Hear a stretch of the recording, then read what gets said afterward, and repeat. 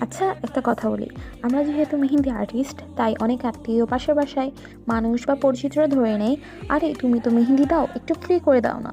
মানে কেন? কে বলছে মেহেন্দি আর্টিস্ট মানেই ফ্রি সার্ভিস? অনেকেই মনে করে মেহেন্দি দেওয়া খুব ইজি। ওই যে হাতে কোণ ধরিয়ে দিলেই হয়ে যায়, তাই না? ওইরকম কিছু। কিন্তু কেউ বোঝে না এর পিছনে কতটা কষ্ট, কতটা সময়, কতটা প্র্যাকটিস, কতটা পেশেন্ট লাগে। একটা ভালো মেহেন্দি ডিজাইন করতে কতক্ষণ লাগে? হাত ব্যথা হয়ে যায়, চোখ ব্যথা হয়ে যায়, অ্যান্ড অফকোর্স আমাদের কোমর তো আছেই। ওইগুলো কেউ দেখে না। আর আমরা যখন বলি না ফ্রিতে দিতে পারবো না, তখনই শুরু হয়ে যায়, আহা কি রুড, আগে তো এমন ছিল না, এত টাকা চাও কেন, আগে তো টাকা নিতা না। ভাই, আমরা তো ব্যবসা শুরু করেছি, আমাদের একটা পেজ আছে নিজস্ব, গ্রো করার জন্য, আর্ন করার জন্য, তাই না? ফ্রি সার্ভিস দেওয়ার জন্য না। আমাদের একটা পেজ আছে, আমরা ওয়ার্ডেন নিই, আমরা আর্টিস্ট। কেউ এসে কখন বলছে যে আমরা ফ্রি মেহেন্দি দিই? বলে নাই তো কেউ, তাই না?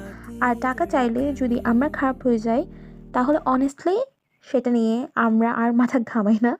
কারণ নিজের কাজের দাম চাওয়া কোনো অপরাধ না। এটা শুধু আমার কথা না, প্রায় এভরি মেহেন্দি আর্টিস্ট এই জিনিসের মধ্য দিয়ে।